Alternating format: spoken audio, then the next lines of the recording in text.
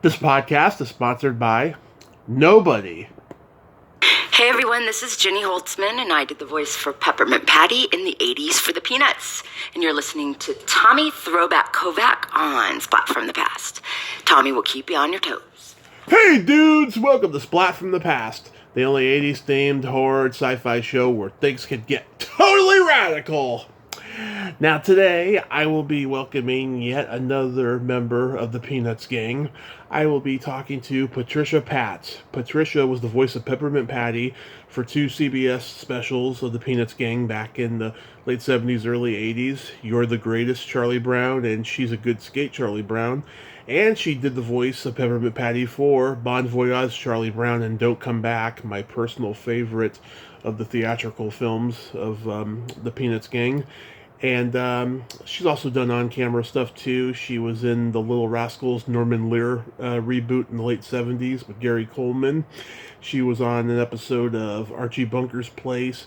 She did a couple TV movies like A Place to Call Home, Student Exchange, and then she was in the Molly Ringwald classic comedy For Keeps.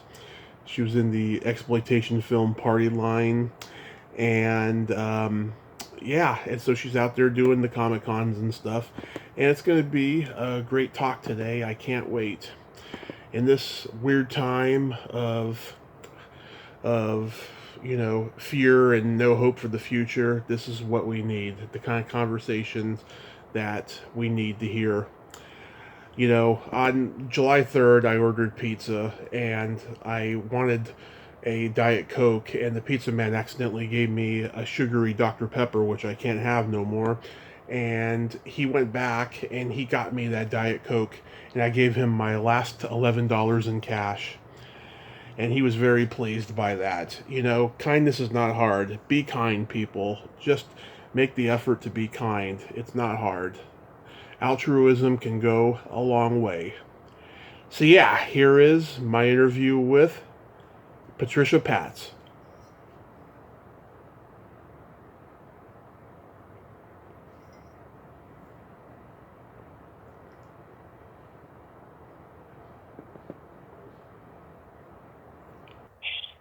Hello. Hey Patricia, welcome to the show. How are you today? I'm doing great. How are you, Tommy? I am just spectacular. This is such a great honor. Thank you for taking the time today. Oh, it's my pleasure. I love doing this. Oh, awesome. So, going back in time, I was reading that you were one of 5 children, and all of you were involved in, acting and music. What age did you start gravitating towards acting and music? So I was 3 the first time that I auditioned for anything. Mm-hmm. I'm one of the younger of the 5, and my older sister was very involved in the Boston Children's Theater. And Nice. They were doing, oddly enough, You're a Good Man, Charlie Brown. Yeah. And my sister was going to drag my brothers along with her to audition for it. And I was just sitting there watching them, learn dances and songs. And so the story goes that the director at the end of the audition said, "Is there anybody who hasn't auditioned yet?" And I raised my hand from the back of the theater and said, "Beep," and ran up on the stage and knew every song and dance that my sister had taught my brother. But I was so tiny compared to everyone else that they didn't think it looked right. And I don't even have that memory. Like, that's how long ago it started. Oh. When you were 6, you were in a Mama Celeste commercial. I saw it on YouTube. Oh, did you? You found it? Yes. Oh, you've got to send me that link. Oh, it was so cute. She kissed you on the cheek. Yeah. What was she like? I think I was in the room with her for all of 10 minutes. Most of the day was spent pretending to eat a pizza. Yeah. And they had a bucket next to us, and we'd say, "Abundanza," and we'd bite into it, and then we'd spit out a piece and drop the other piece of pizza into the bucket. Right. and they called lunch, and by that point, me and the other kid are starving. Because we've had warm, fresh pizza in front of us all day. Yeah. So, of course, I ate too much. And then we came back, and they were like, okay, now you get to swallow the pizza. Oh, my God. And I was like, but I'm full now. So that's my biggest memory of that day, is just feeling like I was probably going to hurl at some point. Oh, that's no good. What else did you endorse in commercials?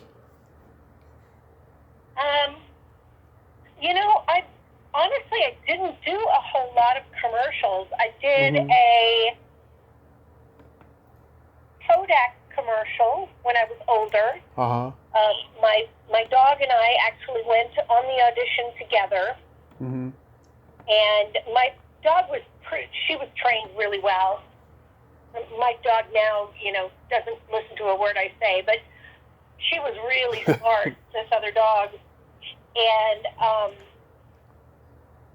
And we did this take, and we both looked at each other and then looked back at the camera at the exact same time. Both cocked our heads the same way. Yeah. And the director was just like, oh my God, that was perfect. And then I got it and she didn't. And she was just devastated. Oh, that's sad. But I didn't do a whole lot of commercials. I tended to do more plays than anything else. Hollywood's a weird town. Oh, yeah. My last audition, I made a group of men laugh, and then I made them cry, and then I made them laugh again. And I didn't get the part because they told my agent I was a little chunky and needed to lose 10 to 15 pounds. Oh, God.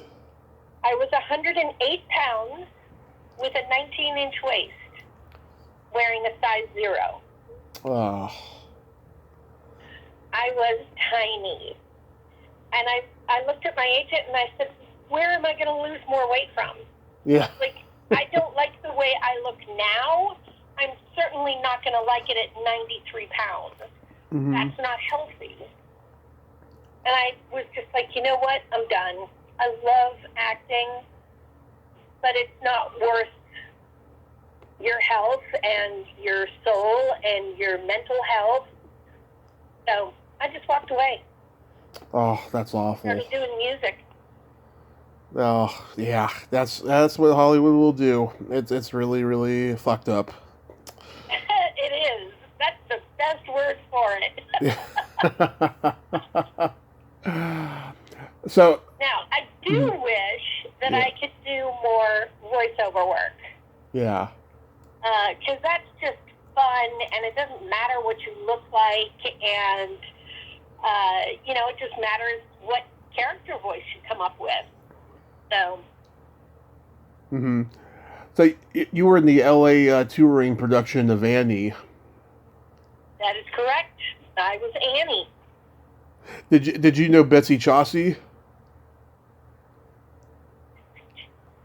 Why does that name sound familiar? She was an understudy, and later on she made that controversial documentary about quantum physics, What the Bleep Do We Know? Oh, you know what? If she was in the second touring company, she came after me. But I do know the name, so she was probably in my cast. Or down. Yeah, she was there same time as Molly Ringwald and Alyssa Milano.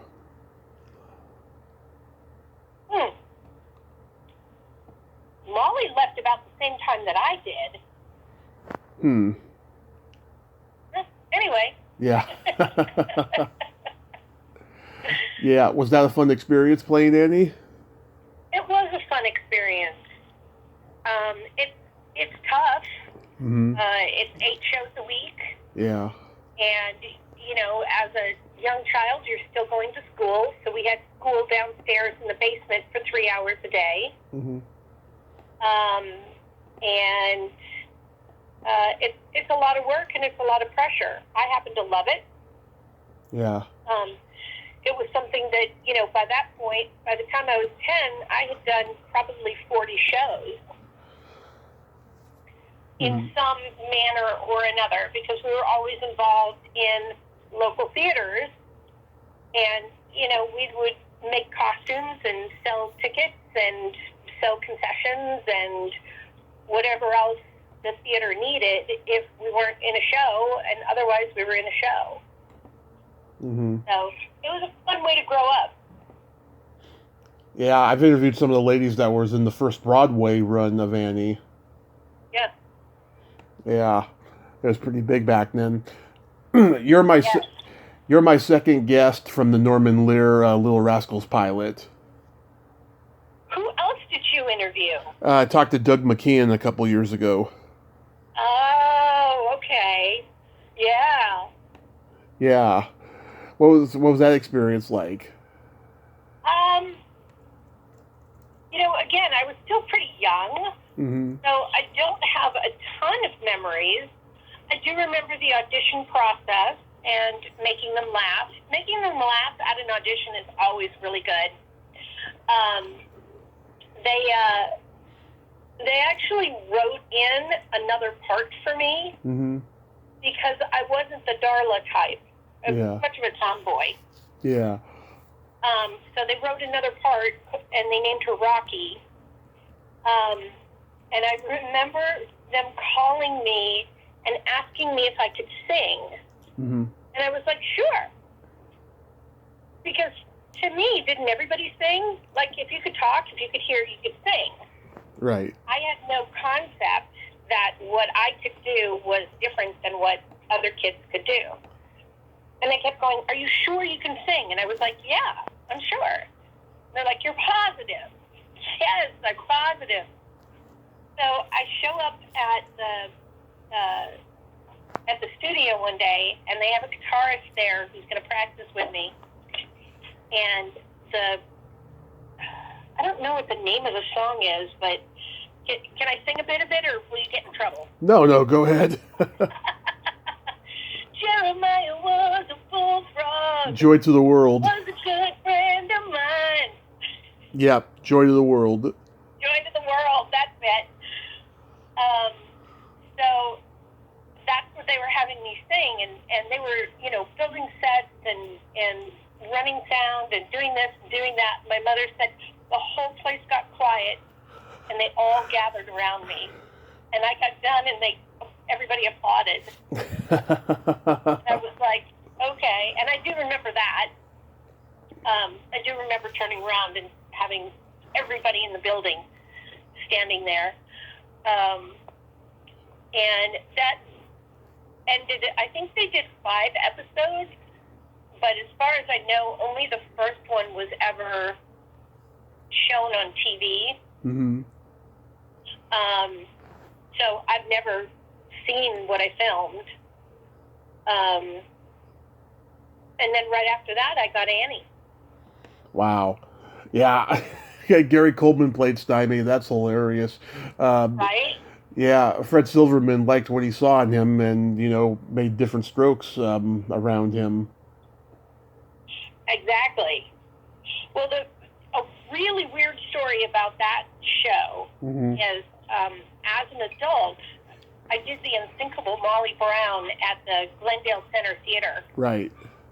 And this one night, I'm sitting there after rehearsals or the show, and I'm talking to this guy who, his name is Jeff, and we've stayed friends all of these years. And we start talking about our childhood and when we started. And he goes, well, the first professional job that I ever had was the Little Rascals with Norman Lear. And I'm like, what? Get out. He goes, yeah, why? Because that was one of my first shows. No way. Once he showed me a picture, I was like, yes, I remember you. Yeah. And we were just randomly in this show some 20 years later. Yep, it's a small world. It is. I think it's gotten a little bigger, especially for child actors. Yeah. There's more out there. I had, well, there were 2,000 girls that interviewed for Annie when I did. Mm-hmm. Now they get like 20,000 girls that interview. And their parents will fly them in and, you know, do all this stuff so that their kid can be a star. And we just did it because we loved it. Yeah, it's crazy. And it was close to home. I mean, we would have found other opportunities if we had lived somewhere else.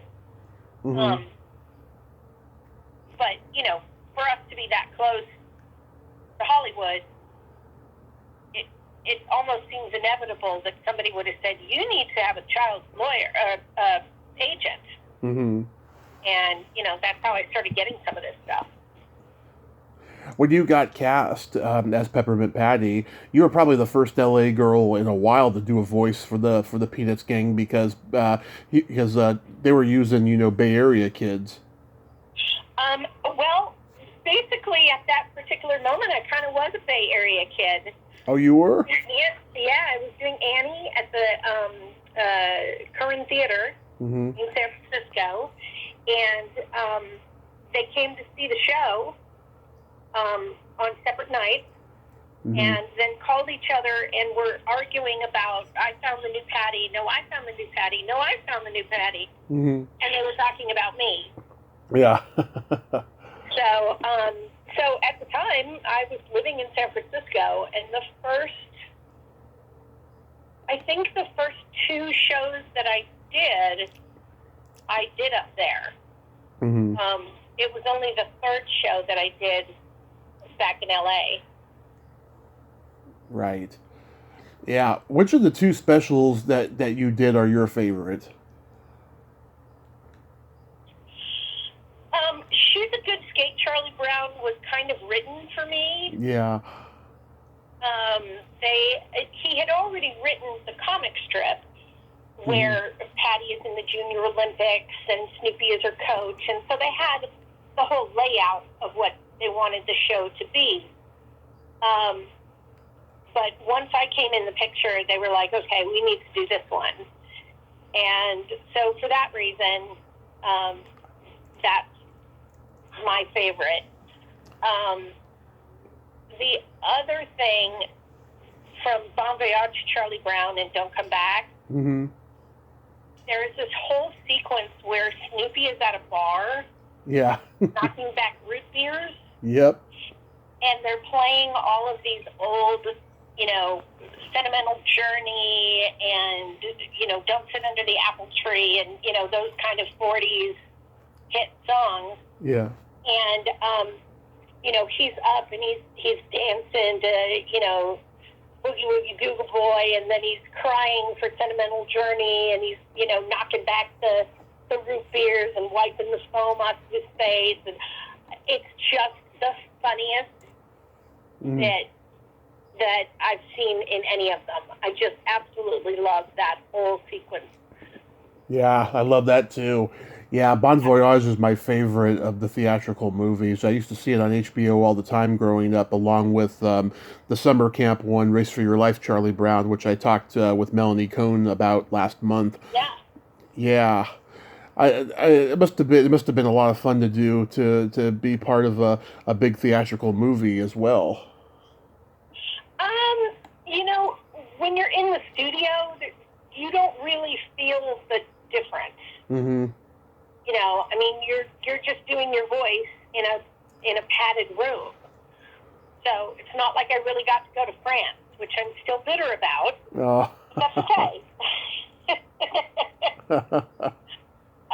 And I don't think they had a big premiere for it. Mm-hmm. If they did, I wasn't available for it or something. Yeah. Because I know I didn't go to a big premiere for it. I don't know. I forgot your original question. No. Oh, that it was fun to be part of a movie as opposed to right. The shows. But you really, from my perspective, there was no difference from one to the other. Did you at least get to go to a screening for the movie? No. Wow. Yeah. I mean, I went because I bought a ticket and went, but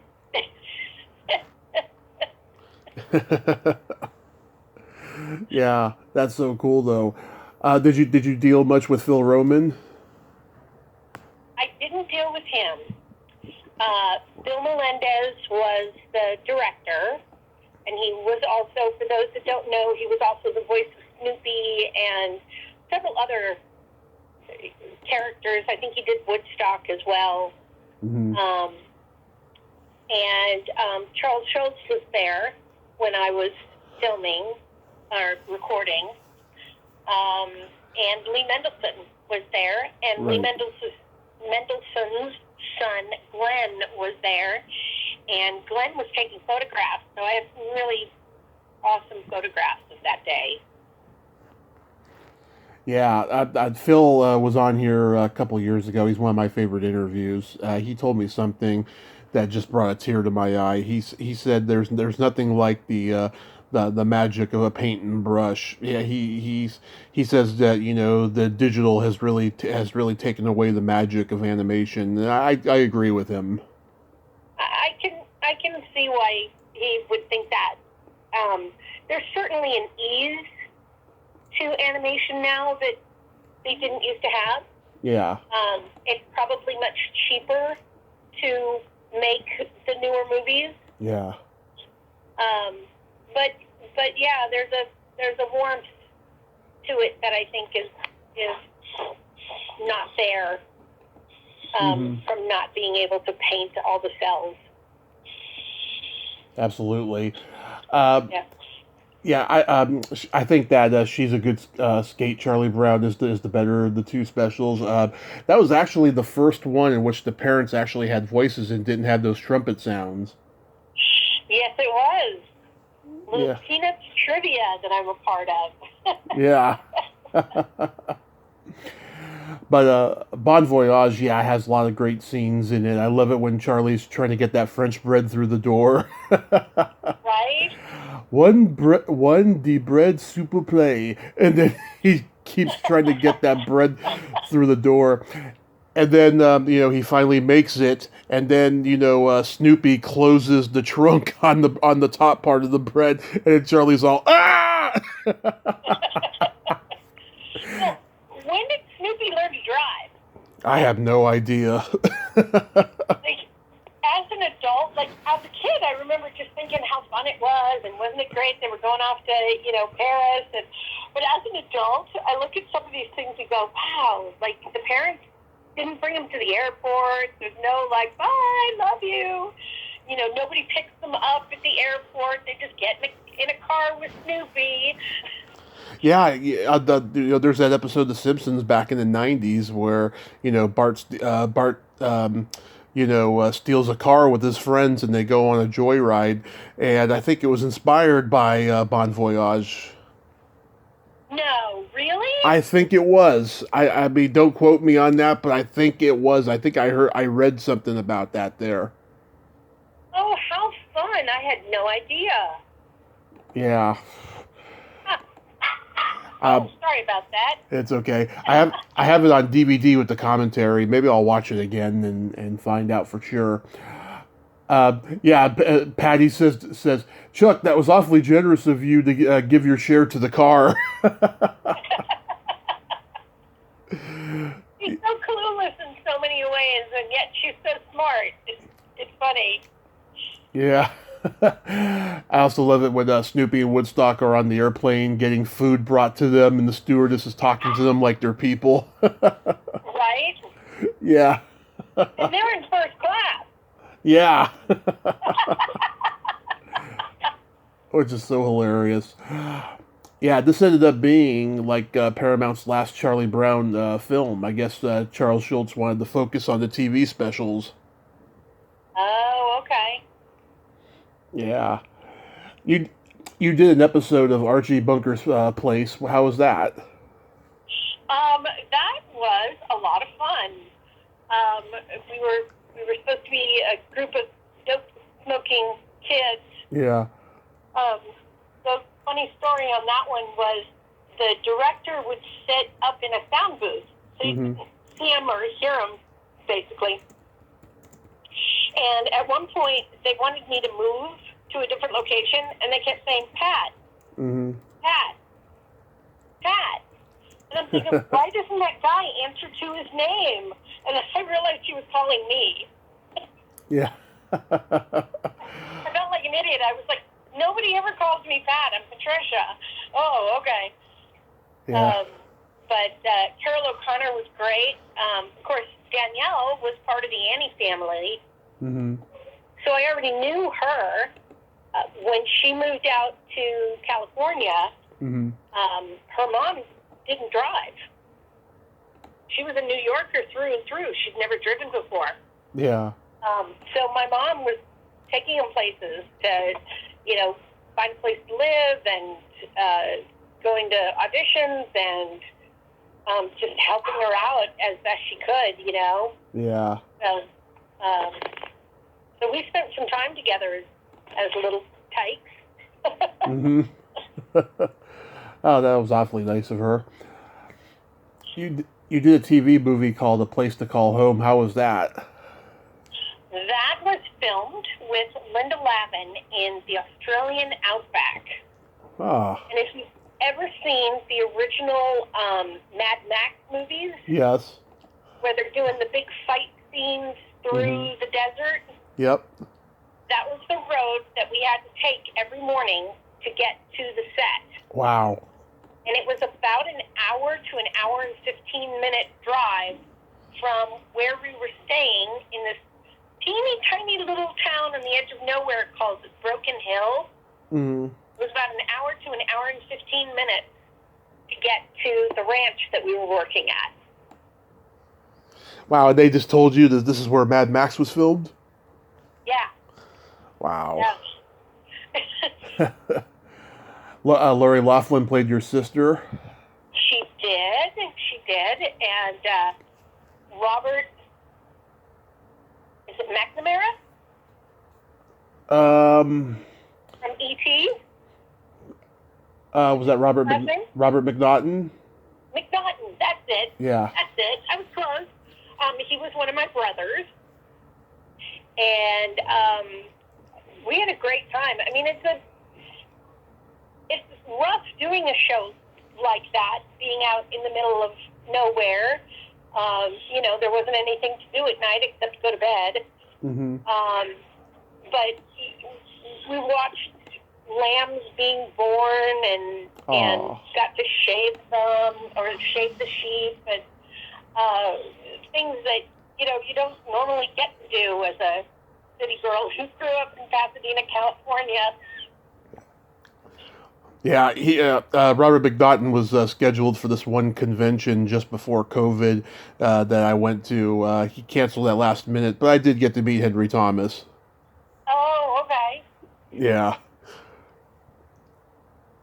What was Linda Lavin like? Lovely. Yeah. She is so sweet and kind.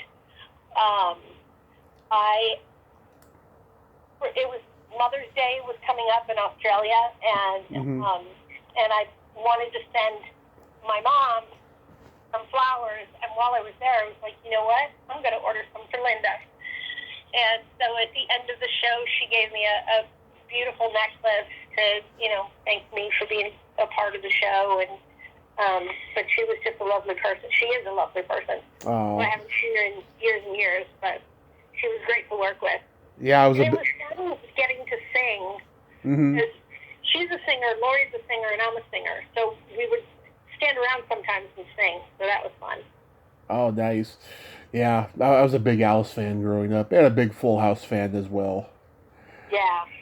And Lane Smith was there. We lost him too early. He was great. Right? Yeah. Although he was such a jerk in that. Yeah. Well, he always played a jerk. He was really good at playing a jerk. Right? Whether it's in My Cousin Vinny or Son-in-Law with Pauly Shore. Yeah. Right? But he was a really nice guy in real life. I've heard, yeah. Guys like him and J.T. Walsh, who also died pretty young, they were so good at playing jerks. Yeah. Then you did another TV movie called Student Exchange with my 100th guest, Vivica Davis. That was a one-day shoot Mm-hmm. where I was on a date with one of the guys, and he didn't really want to be on the date with me. And my one line was that I remember off the top of my head was, "Do you want to kiss me?" Yeah. And of course, as a teenage boy, he was like, "Oh, I don't want to kiss her." So. Yeah, well, that's a great cast, though. Gavin MacLeod, Mitchell Anderson, Heather Graham, OJ, Lindsay Wagner, Glenn Shadix, Moon Zappa. Wow, that is high-priced talent there. Right? Yeah. Wow. How does For Keeps come to you? For Keeps was just something else that I auditioned for, Mm-hmm. and I don't even think I knew that Molly was going to be in it. Mm-hmm. When I first auditioned for it, I did by the time I got the part, and I walked into the costume maker room at the studio, and she and her sister were there, and they were both like, "Patricia, what are you doing here?" So that was fun, and I still get to know about Molly through her sister. Mm-hmm. I'm friends with her sister on Facebook, but not with Molly. Yeah, I'm from the Bay Area, and about a year or so before I left, she was scheduled to be the guest of honor at this Jewish festival in Los Gatos, and I'm not Jewish, but I wanted to go and meet her at the meet and greet and stuff, but it was super expensive, so I didn't go. But Regret that someday, young man. yeah, I mean, I've always liked this movie. It's very hard hitting. It's a great commentary on teen pregnancy, and John G. Avildsen, who directed Rocky and Karate Kid, directed it. Yeah. Well, they actually changed the script from what it was supposed to be in the beginning. Oh yeah, I read that. The first draft was about Molly and Randall and all of their friends helping to raise this baby. And so we all had really big parts. Mm-hmm. And shortly before they went into production, they changed it all and made it about Molly and Randall and their parents taking care of the kids and how that all came down. So that would have been great. Oh my God. I mean, don't get me wrong. I mean, the movie still holds up well because it's so realistic about, about having to take care of the baby when you don't have any parental support. But wow, that would have been a great premise to have all the high school friends help out.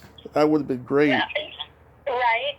And, of course, the idea was that we weren't really a help in a lot of ways.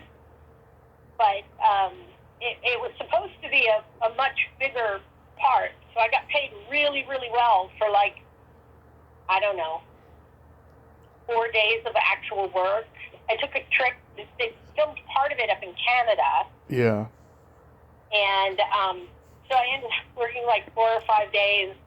And I jokingly said to a friend of mine when I went to the premiere, look for the purple shoes. That's how you know it's me.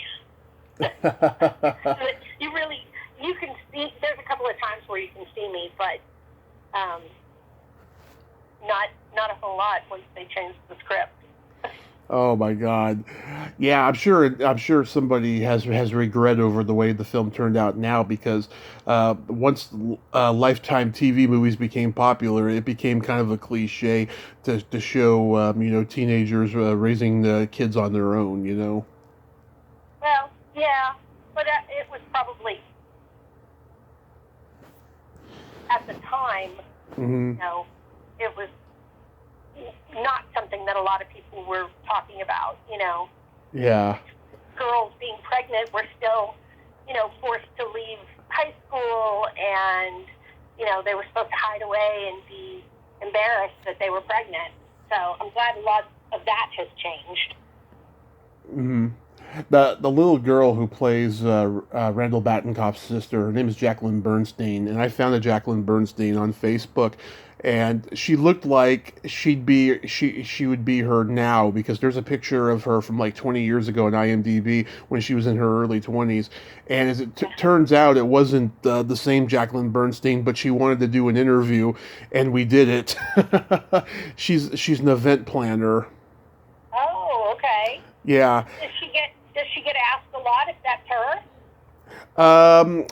I think she told me one time she did, but I can't remember. But she said, "I hope you find the Jacqueline Bernstein that you're looking for," and I appreciate you interviewing me. Yeah, it was pretty interesting, I have to say. Well, that's cool. Yeah. How was making? Yes, everybody has a story. Oh yeah, everybody's got a story. Yeah, I mean, she comes from a single parent, and she's had to do everything on her own. She's never been married or had kids or anything like that. It was a pretty interesting story, I have to say, and we had some fun. How was making Party Line? Party Line. Yeah. That one. That was a weird movie. Have you ever seen it? I think I have. A weird movie. Like, It's exploitation. Great cast. Yeah. But the ending's just weird. I gotta see it now because I like weird endings. Did you get to work with Sean Weatherly much? I don't. That was the girlfriend of the cop, right? Yeah, she's the lead. Okay, then no, I didn't work with her. I did work with Leif Garrett. Yeah. But I never met the woman that played his sister. Yeah, Sean was one of my earliest interviews. She's been a recluse for quite some time, but she agreed to do the interview, and we had fun. We talked about her mainstream work. I chose not to get into the later stuff with the exploitation stuff, just for the interest of time, and. Yeah. It was great, and I actually asked her this past Christmas to come back on, but I never heard back from her. So I guess she probably knew I wanted to talk about the exploitation stuff. But we talked about the good stuff, and it was fun, and she was very nice to me. And she was also the first guest to request that I didn't swear. Oh, okay. She's got kids, yeah. Yeah, wow, this is a great cast. Leif Garrett, Terry McGovern, who I've been trying to get on because I'm a Bay Area guy and he's a Bay Area radio legend. Greta Blackburn, Richard Roundtree. That's pretty cool. Yep. The cast. Yep. It was a good cast. Mm-hmm. You also you did a TV pilot called TV 101. I did. That was I was just a guest star in that, but it was the pilot that I did. I think it went on to do a season, but probably not much after that. Yeah, I've talked to Andrew Cassis, who was on the show, and of course everyone knows him as Wormser in Revenge of the Nerds. Right? Yeah, but wow, Stacey Dash, Terry Polo, Matt LeBlanc, they weren't even famous yet. Right? Yeah. Then you had established people like Bryn Thayer and Marcia Strassman and Sam Robards. Yep. That's a great cast there. Yeah, there was a period where after Head of the Class came out, everyone was trying to be Head of the Class. Exactly. Exactly. Yeah. There was this one ripoff. I can't remember the name of it offhand, but I interviewed an actor from it, and he said, "Man, my wife had to put me in check after that show. I was so ego driven during that show because I felt like a star, being on it. He's like they had a limo bring me from home to work every day, and I got to go to company parties and party with Larry Hagman because he was on Dallas at the time for CBS Yeah. 2. He he says he says, "Man, I didn't like the person I became though, and my wife had to put me in check." It can be really overwhelming if you're not careful. Yeah. Everybody who like dabbles, with the so-called Illuminati. Well, I mean, I never met anybody that mentioned any of that when I was a kid. I did go to Scientology. I was invited to Really? Scientology parties as a kid, and that just, my mom and I went to the Scientology Center that's in LA, Mm-hmm. right off the freeway, that beautiful old building that's there. Mm-hmm. And boy, the whole thing just felt really weird to me. Yeah. I'll tell you, there's been at least 10 actors who said yes to doing an interview to me, and then the day before they dropped out, and I found out that they're all Scientologists, and I make no bones about being into sci-fi. So Yeah. I guess they're offended by it.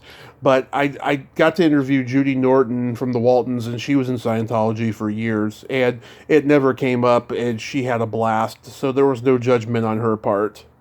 Yeah. But yeah, like 10 people I respected just dropped out of nowhere. One including, I'm glad that she dropped out because there's some hateful videos of her on YouTube doing some awful things. Oh. Yeah. Yeah, doing some doing some pro-racism protests in LA, just awful stuff. I'm glad that person said no. Oh, wow. That's Yeah. horrible. Yeah, those people are out there, unfortunately. Yeah. I've never understood it. Like, why does somebody's skin tone make them better or worse than me? Yeah, I don't know what it is. It doesn't compute in my head. Because we're all, deep down, we all have the same wants and needs. We all want a roof over our head. We want something purposeful to do in our lives, and we want people to love. Yeah.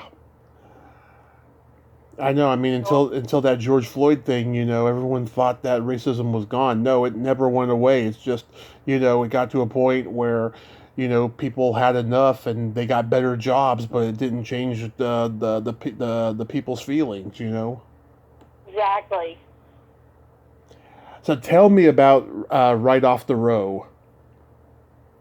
So Right Off the Row was a business that I started with my good friend Elizabeth Wanzak, Mm-hmm. and we were both songwriters, Mm-hmm. and we were talking about writing, only there wasn't any place to go to. If you didn't have a publishing deal in Nashville, sometimes you could rent a hotel, but that's kind of awkward. Mm-hmm. This was before e-spaces and all of that kind of stuff. And I said, I've always thought it'd be cool if there was a place that rented out rooms to songwriters so they could co-write. And her eyes got big, and she was like, we should do that. That's a great idea. And I was like, okay, let's do it. Yeah. And so we found a space in Berry Hill, which is sort of south of downtown Nashville. Mm-hmm. And we opened this place up, and we ran it for 4 years. We started breaking even about a year into it, which is pretty phenomenal. Mm-hmm. And around 3.5 years, we started noticing that there were other people that were opening up similar spaces, but it was like a studio, and they would have an empty office space, and so they'd rent it out because they really weren't trying to make money off of that room. They were trying to get people to record at their studio. Mm-hmm. So for them, it was a lead-in. What do they call it in business? A lead loss, I think is what they call it. Yeah. Where you are losing money for them to come in for that in the hopes that they'll spend more money down the road. And so we just decided to close it up after 4 years. But the two of us still sit there and go, man, I miss that. It was so much fun. We had a group of people that would come in every year from the UK, mm-hmm. and they would just take over the place. And so we still are in contact with all of those people, and we actually went to Europe in 2018, and we were going to see some of them, and things got muddled, so we didn't get to, but mm-hmm. Great people. Everybody that we worked with there was great, and we had a lot of fun. So that is cool. Yeah, my dad had a band when I was a kid, and they used to rehearse in the garage until my grandmother told him not to because her room was right next to the garage, and so he rented out a space, for the band to play, and they did until they dissolved and stuff. Yeah. They had like a little refrigerator in there where they put their beers and stuff. Yeah. Good times. Yeah, that's so cool though that you're giving back to the artist that way though. Yeah, I don't do it as much as I was then, but it's still, there's just a part of me I think that'll always be creative and wanting to create something that expresses how I'm feeling, Right. And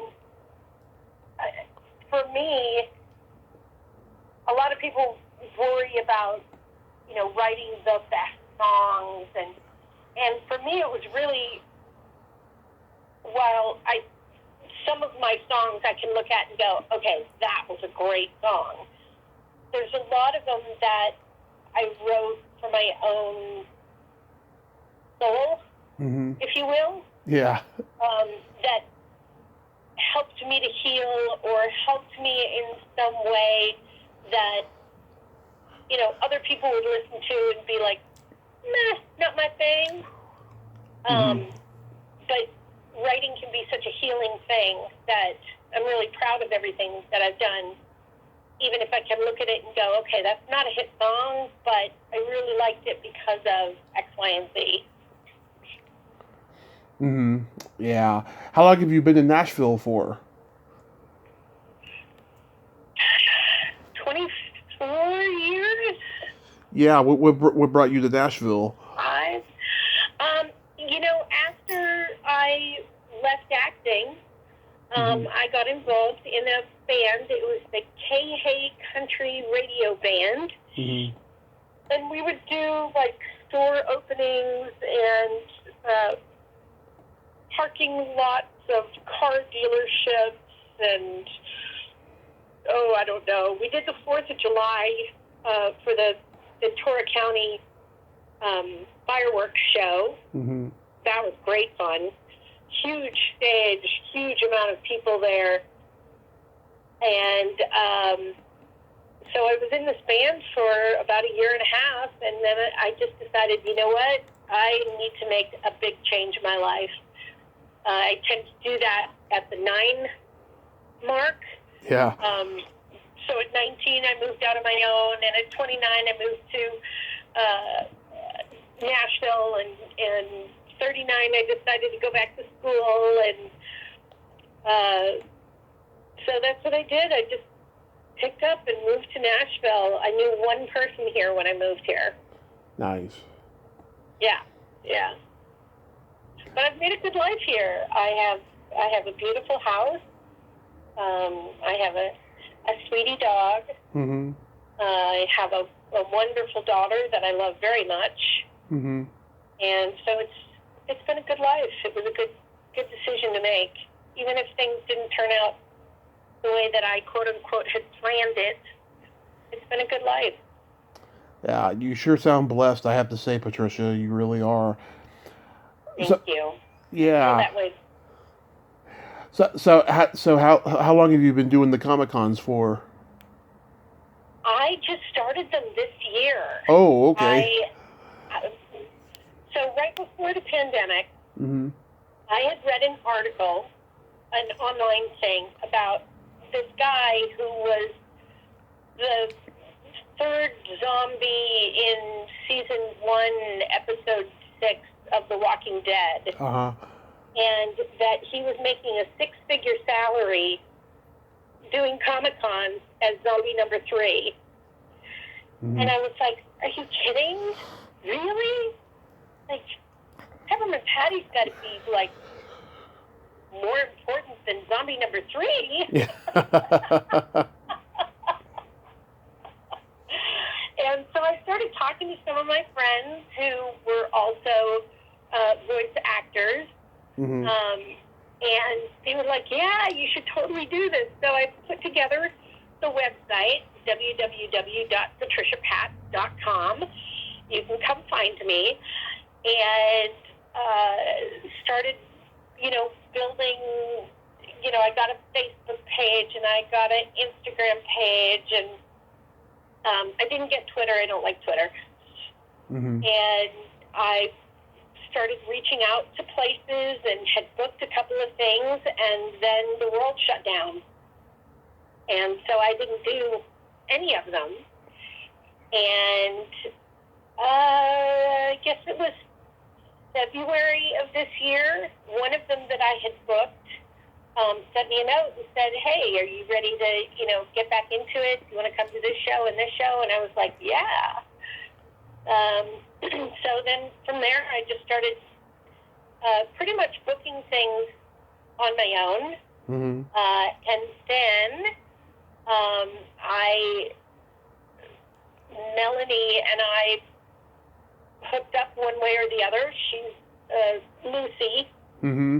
And so we started booking stuff together, and that's been really, really fun. Yeah, I absolutely adore Melanie. Since we've connected on Facebook, we've discovered that we both have a body sense of humor. Nothing wrong with that. It's better than no sense of humor. Oh, absolutely. I totally agree. Yeah. Yeah, she told me that she doesn't swear when she does interviews. I said, okay, I'm game for that. Yeah, so you must be amazed at how many Charlie Brown fans there still are out there, and the legacy of all these old specials and movies. I have been amazed, but for me personally, I think the thing that's amazed me the most is the impact that Peppermint Patty had on so many women. Mm-hmm. I really, if you look at the merchandising for Peppermint Patty, mm-hmm. there's really not much out there. Yeah. And so I've always kind of thought of her as like a side character. Yeah. And yet, at every show that I do, I end up having women come up to me and say how important she was to them, because there was no representation for girls that weren't girly. Right. If you liked football, if you liked basketball, if you wanted to hang out with the boys and be rough and tumble, there was nobody like that on television, in cartoons, nowhere, until Patty showed up. Yeah. And so for a lot of the people that have come up to me, that was life-changing for them to see a character that they could relate to. Yeah. And that's powerful. It is, yeah. I mean, I've talked to Jeannie Holzman, who did Peppermint Patty in the 80s, during Brad Keston's era of Charlie Brown, and she gets the same thing, It's really humbling, because think because I was a child, I didn't really realize the importance of what I was doing. I certainly didn't understand the importance of Annie. Yeah. I was just a kid doing what I loved to do. You know, my little brother played baseball. He was amazing at it. He could throw a 95-mile-an-hour curveball at 12. And so, you know, my parents schlepped him around and took him to games and, you know, did all that kind of stuff because it was what we loved to do. And we all had something that we did in our family that was sort of artistic related. So I just kind of thought everybody did it. Yeah. So it's been really humbling to meet these people and see how much this affected them in a positive way. Because there's so much out there that can affect you in a non-positive way. Yeah. So to have something like that to sort of grab hold of and know that you're okay, that's big. It is, yeah. Especially there was no internet back then, you know, so you couldn't have known how much impact it had, you know. Right? Yeah. No cell phones, no internet, TVs, barely had remotes when I was a kid. We still had to go up and turn the station to get Peanuts on. And it was only on at certain times, so you had to be there, ready to go, with your popcorn to watch it every year. Yep. Honestly, I think it's kind of sad that, I mean, it's nice that we have all these choices now, but I think you lose that connectivity with your family when you don't have those shared moments. And why would you have that shared moment? You can watch Peanuts anytime you want. Right. Click a couple of buttons and there it is. Do you have any Comic-Cons coming up? I do. I am very busy this month. I leave tomorrow, which reminds me I need to pack. Yeah. For Lansing, Michigan, Capital City Comic-Con is the 7th through the 10th, and I will be there with Melanie and with Duncan, who was one of the other Charlie Browns, Duncan Watson. Yep. And then the 16th and 17th of July, I will be in Lubbock, Texas, at the West Texas Comic-Con with Melanie and Brad Keston. Love it. And at the end of the month, I will be in Gatlinburg at the Smoky Mountains Fan Fest. And that one I'm just doing by myself. I'm not bringing any of the gang with me, but it's my birthday on July 31st, so I plan on having a very big time. I love it. I just celebrated my birthday last month. Happy birthday. Thank you. Thank you. So really quickly, we got to play my Secret Silly game. This is a series of silly slumber party questions, no win or lose, just pure fun. And how the game works is, I ask you the question, you answer it, and then you ask me that exact same question, I answer it, and feel free to comment on answers. Okay. Okay, Patricia, are you ticklish? Yes. Tommy, are you ticklish? Oh yes, if you tickle me without warning, I will hit you in the groin.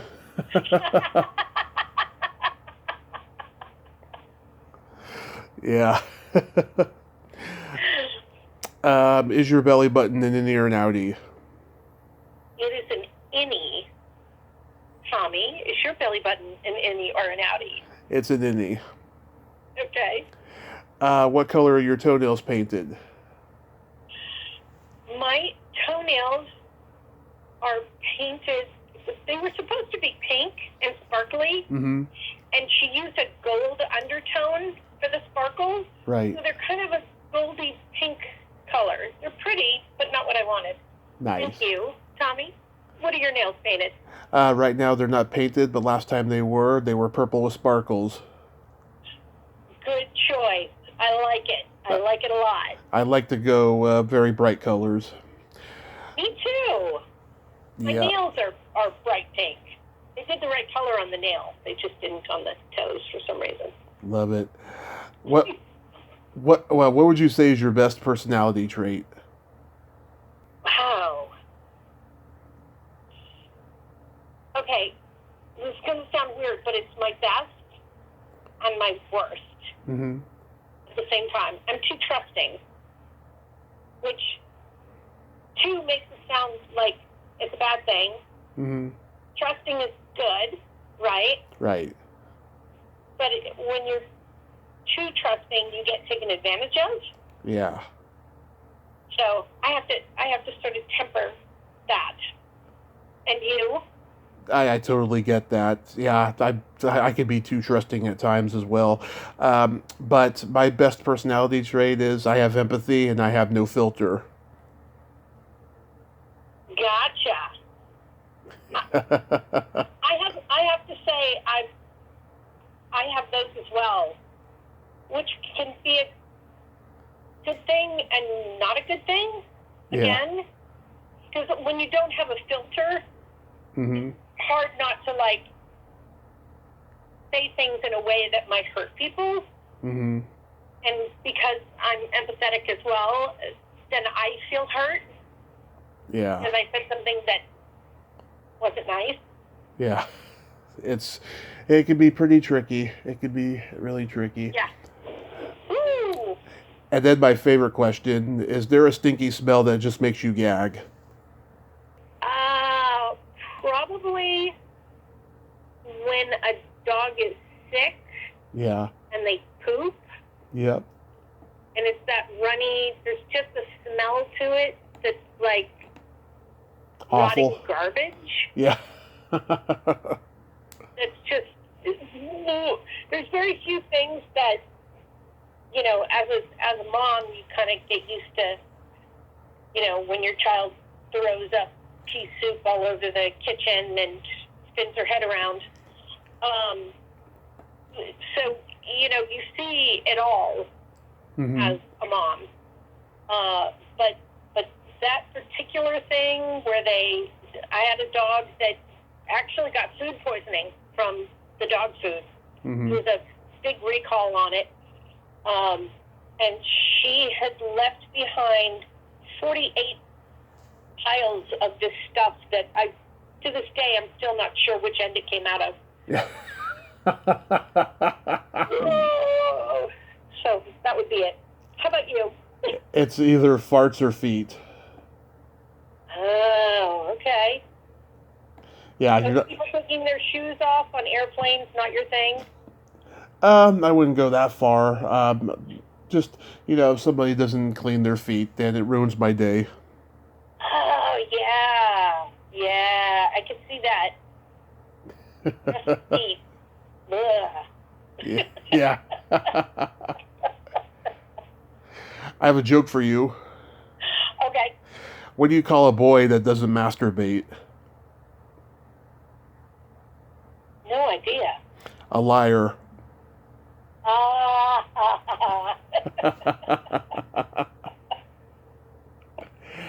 Well, Patricia, I want to thank you so much for coming on today, and you are a lot of fun. Oh, thank you. I had a great time. Thanks for calling and asking me to do this. I appreciate it. Yes, and I hope the Comic Cons are fun for you this year, especially the one for your birthday.